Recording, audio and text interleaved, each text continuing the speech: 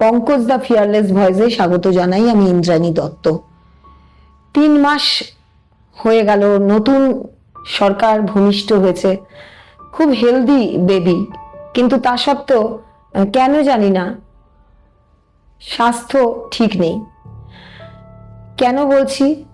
দেখুন, মুখ্যমন্ত্রী হিসেবে নতুন যিনি এসছেন, তিনি নতুন নতুন অনেক কিছু আমাদের উপহার দিচ্ছেন, চেষ্টা করছেন, কিন্তু তারপরেও বলছি, দল হিসেবে যে ব্যাপারগুলো ঘটছে সেটা যেন কেমন লাগছে। 4 তারিখের আগে, অর্থাৎ 4ঠা মের আগে যারা আমাদের আশ্বাস দিয়েছিলেন, তারা এখন কি কথা রাখছেন? এইরকম প্রসঙ্গ আসছে। কিন্তু এই প্রসঙ্গে যাওয়ার আগে যে কথাটা বলবো, যে দেখুন, তসলিমা নাসরিন যে এপিসোড, সেটা গত সপ্তাহে মিটে গেছে। তো সেখানে ওই পরের দিন তাজ বেঙ্গলে যে অনুষ্ঠানটা হয়েছিল, সেখানে এমন কিছু লোকেদের দেখেছিলাম আসতে, সেখানেও অবাক লেগেছিল। যে শঙ্কুদেব পান্ডা, যে প্রাক্তন এমপি তৃণমূলের, তার ফ্ল্যাট দুর্নীতি নিয়ে অনেক কথা বলেছিলেন, অনেক সন্ধ্যেবেলা প্যানেলিস্ট হিসেবে আমাদের জানিয়েছিলেন দুর্ভোগের কথা, সেই সমস্ত মানুষজনদের আমরা দেখেছিলাম। সেই অভিনেত্রী, প্রাক্তন এমপি তৃণমূলের, তাকে দেখলাম, এবং তার লিভ ইন পার্টনার, তাকেও দেখলাম। তিনি আবার কোনো এক সময় বিজেপির প্রার্থী ছিলেন, হয়তো জিততে পারেননি। কিন্তু এসব দেখে মনে হচ্ছে যে ওই 2019 নাগাদ যে সিএ বিলটা এসেছিল, কারা কারা অ্যাবসেন্ট ছিলেন, তার মধ্যে এই অভিনেত্রীর কথাও শোনা গেছিল। তাহলে এত দূর কি ব্যাপারটা জানা ছিল যে আসলে সবই একটাই দল, তাই জন্য কখন অ্যাবসেন্ট হতে হবে, কখন অসুস্থ হতে হবে, যেটা এখনো শোনা যাচ্ছে। যারা সেই হৃত নতুন তৃণমূল, তাদের মুখেও অনেক কিছু ইঙ্গিত আসছে যে কখন অ্যাবসেন্ট হতে হবে পার্লামেন্টে, কোন সময় কোন বিলটা বিজেপির সুবিধা হয়ে যাবে। এই ব্যাপারগুলোর চিত্রনাট্য কত আগে থেকে কি তৈরি হওয়া ছিল। যাই হোক, যে কথাটাই বলছিলাম, যে এত হেলদি গণতন্ত্রের শিশু পশ্চিমবঙ্গে ভূমিষ্ঠ হয়েছে, তা সত্ত্বেও কেন এত কম্প্রোমাইজ? সেই দেশের স্বার্থে আমাদের বলিদান করতে হবে। অর্থাৎ 4 তারিখের আগে যদি আপনারা এই কথাগুলো বলতেন যে দেশের স্বার্থে, তাহলে যারা পায়ে চটি গলিয়ে নতুন শিশু ভূমিষ্ঠ হওয়াতে সাহায্য করেছিল যে মানুষ, তাদের মত প্রদান করে, তাহলে তো 10 বার ভাবতো। কিন্তু সেগুলো তো আমরা, যারা এই নতুন শিশু ভূমিষ্ঠ হওয়ার জন্য যারা পায়চটি গলিয়ে গেছিলেন ভোটদান কেন্দ্রে, তারা বুঝতেও পারেননি। কিন্তু হঠাৎ করে এই যে দেশের স্বার্থে এত কিছু হচ্ছে, সেটা রাজ্যসভায়, সেটা লোকসভায়, এবং মনে রাখতে হবে যে সমস্ত এমপি তৃণমূলের 2024-এ জিতেছিল, ওই যে র্যাম্পে হেঁটে আমাদের প্রথম মনোনয়ন জমার সময় মনোনীত হওয়ার পর যে দেখিয়েছিল র্যাম্পে হেঁটে তৃণমূল, তাদের অনেকেরই নতুন যাদের মুখ দেখেছিলাম, তারা বিভিন্ন ক্ষেত্র থেকে এসেছিল। তাদের কিন্তু ওই তৃণমূলের যে পাওয়ার, মানি পাওয়ার, মাসেল পাওয়ার, পুলিশ পাওয়ার, এই সমস্ত ছাড়া তাদের জেতার ক্ষমতা নেই বলেই আজকে তৃণমূল যখন পাওয়ারে নেই, তাদের প্রতীকে জেতা সেই এমপিরা সেই মধুভাণ্ডটা পাবেন না বলে কিছুতেই তৃণমূলে থাকতে চাইছেন না। এত রিস্ক, যেখানে 3 বেঞ্চের সুপ্রিম কোর্টের যে অবজারভেশন বিচারপতিদের, সেটা মহারাষ্ট্রকে নিয়ে হচ্ছে, কিন্তু সেটা যদি অবজারভেশনটা সঠিক পথে গিয়ে একটা রায়ের দিকে যায়, তাহলে কিন্তু এই দল ভাঙানো বা দল বদলুরা সমস্ত ক্ষেত্রেই, সমস্ত স্টেটেই কিন্তু বিপদে পড়তে পারেন। তা সত্ত্বেও নানান ভাবে ঘুরিয়ে ফিরিয়ে এনসিপিআই হয়ে, নানান রকম হয়ে তারা কেউ থাকতে চাইছেন না, না ওই 20 জন, না এই 80 জন বা 60 জন যাই বলুন, না রাজ্যসভায়। তো রাজ্যসভায় তো যাই হোক 1 ঘন্টার মধ্যে পাল্টি খেয়ে পতাকা ধরে সঙ্গে সঙ্গে নমিনেশন পেয়ে চলে গেছেন। কিন্তু লোকসভা, সেখানে এত জটিলতা, তা সত্ত্বেও সেই মানি পাওয়ার, মাসেল পাওয়ার যাদের কাছে আছে, তাদের সঙ্গেই কেন সেপটে থাকতে চাইছেন, সেটা তো সহজেই বোঝা যায়। কিন্তু এর মধ্যে একটা প্রশ্ন হলো যে দেখুন, ভোট পরবর্তী সন্ত্রাস, সেটা পঞ্চায়েতে হতে পারে।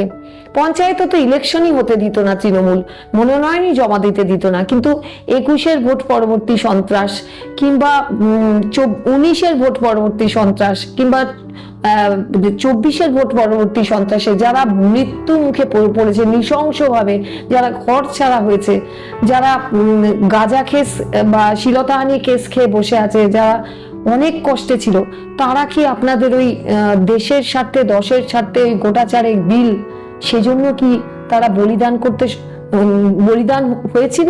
এবং নিচু তলার সমর্থক, কর্মী সমর্থক যারা, তাদের কাছে কি উত্তর দেবেন? অর্থাৎ আমরা যারা দেখেছি যে দিনের পর দিন দিল্লি থেকে উড়ে এসে বলা হয়েছে যে সোনার বাংলা গড়ে দেবেন, সমস্ত দুর্নীতির সবাইকে জেলে পুরবেন, তারা যখন দেখছি যে ওই যে শুধু তো শিব ঠাকুরের সঙ্গে কি সমস্ত করেছেন সেই সায়নী ঘোষ তা তো না, কি সব বলেছেন, শিক্ষা দুর্নীতির সঙ্গে, কুন্তলের সঙ্গে তার যোগাযোগ দেখা গেছিল, সেই সমস্ত কি হবে? সেই সমস্ত দুর্নীতি, সে প্রকাশ সিং বড়াই হোক, সায়নী ঘোষ হোক, বা ওই বাপি হালদার নাকি যিনি আছেন, এরকম অসংখ্য মানুষ আছেন যাদের দুর্নীতির সঙ্গে যুক্ত, যাদের নানান রকম কথাবার্তা কষ্ট দিয়েছে, বিশেষ করে যারা কমিটেড ভোটার, যারা ফ্লোটিং ভোটার, যারা নতুন গণতন্ত্র এনে পশ্চিমবঙ্গকে একটা অন্যরকম রূপ দিতে চেয়েছিল, তাদের কাছে কি জবাব দেবেন? এই যে বাকিপুরে প্রশান্ত কিশোরের জয়, কিংবা এই যে ককরোচ পার্টিদের উদয়, তাদের সঙ্গে মোহন ভাগবত এবং আগে মোদিজির যে একটা ডায়লগ, সবকিছু মিলিয়ে একটা সর্বোচ্চ মানে সর্বাধিক ভোট না পেয়ে এসে 2024-এ অনেকেই বলছেন যে শরিক দলকে নিয়ে খুব একটা স্বস্তিতে নেই। তার থেকে বরং এই ধরনের যারা একদম কোলে উঠে বসতে চাইছেন, বিজেপির সঙ্গে মিশে যেতে চাইছেন এবং টেকনিক্যাল কারণে তারা পারছেন না, এনসিপিআই হয়ে আছেন বা বিধানসভায় যারা আছেন, সব মিলিয়ে স্বস্তিতে খুব একটা নেই। ওই যে বললাম, পশ্চিমবঙ্গে এত সুন্দর একটা নতুন করে সরকার এসছে, কিন্তু তা সত্ত্বেও কেউ যেন শান্তিতে নেই, কোথাও যেন একটা অস্বস্তি, বিশেষ করে সাধারণ মানুষ, তারা কিন্তু একটা অস্বস্তিতে আছে যে কেন একটা সম্পূর্ণ ম্যান্ডেট পাওয়া, ভোট পাওয়া মানুষদের মধ্যেও আবার সেই পুরনো মুখগুলোকে দেখা যাচ্ছে। তাহলে কি পরিবর্তন হলো? এই কথা বলেই আজকে যে মানুষটি চলে গেছেন প্রায় 19, 20, 21 মাস আগে, তিনি কি এতটা দেখে যেতে পারেননি, কিন্তু যতটুকু তার অনুমান ছিল বা তার অবজারভেশন ছিল, সেটা কিন্তু ওই ত্রিকালদর্শীর মতন কিছুটা বলে রেখে গেছিলেন। দেখি শুনি কতটা ঠিক আর কতটা বেঠিক। ধন্যবাদ। আমাদের ভারতবর্ষের গণতন্ত্রটা হচ্ছে ফল্টি গণতন্ত্র। এখানে সংখ্যা শেষ কথা, নাম্বার ইজ ফ্যাক্টর। তাই আমি আপনাকে বারবার বলেছি 29 সংখ্যাটা বারবার ঘুরে ঘুরে আসে। কেন ঘুরে আসে আপনারা নিশ্চয়ই এক্সপ্লোর করলে বুঝতে পারবেন যে কেন সংখ্যাটা ঘুরে ঘুরে আসে। এখানেও তাই সংখ্যা শেষ কথা, কোয়ালিটি শেষ কথা না, কোয়ান্টিটি শেষ কথা। পশ্চিমবঙ্গে ভারতের জাতীয় কংগ্রেসের হাতে পশ্চিমবঙ্গ প্রদেশ কংগ্রেসের 42 বছর ধরে যে হাল হয়েছিল, পশ্চিমবঙ্গে বিজেপির, স্টেট বিজেপির একই হাল হবে এই বিজেপি নেতৃত্বের হাতে। ওরা শুধুমাত্র টাইম কাউন্ট করছে, যখনই ওদের সেই 370টা আসন ওরা পেয়ে যাবে, তখন ওরা সব ভুলে যাবে। তখন বেঙ্গলে কি হচ্ছে না হচ্ছে, আচার অনাচার, they will not bother into all this things. কারণ ওরা তখন জানে আমাদের কাজ ফুরিয়ে গেছে, আমাদের পার্লামেন্টে আমরাই প্রধানমন্ত্রী থাকব, আমরাই সমস্ত বড় বড় দপ্তর ভোগ করব, কাজে আমাদের ব্যাপারে মাথা গলিও না, আমরা পার্লামেন্টে থাকব, তোমরা থাকবে এইখানে। যে সময়ের কাহিনী বলছি সেই সময়টা ওরা কেউ দেখেনি। সেই সময়টা হচ্ছে জরুরি অবস্থা, 1975 সালের 26শে জুন। সেই সময় বরুণ সেনগুপ্ত, আনন্দবাজারের খুব নামকরা সাংবাদিক, তাকে অ্যারেস্ট করা হলো। গৌরকিশোর ঘোষ, তাকে অ্যারেস্ট করা হলো। কমল ভট্টাচার্য, যুগান্তরের, তাকে অ্যারেস্ট করা হলো। 3 সাংবাদিককে সিদ্ধার্থ রায় পুলিশ কিন্তু অ্যারেস্ট করলো। 2.5 বছর 3 বছর করে সবাই জেলে ছিলেন। এবার দেখুন, জরুরি অবস্থা ইন্দিরা গান্ধী যখন চালু করলেন, আমি মনে করি এটা ইন্দিরা গান্ধীর জীবনে এবং কংগ্রেস রাজনৈতিক দলের জীবনে একটা ব্ল্যাক চ্যাপ্টার। কুলদীপ নায়ারের মতো সাংবাদিক তাকে অ্যারেস্ট করা হয়েছিল। জর্জ ফার্নান্ডেজের মতো পলিটিক্যাল নেতা, তাকে অ্যারেস্ট করা হয়েছিল।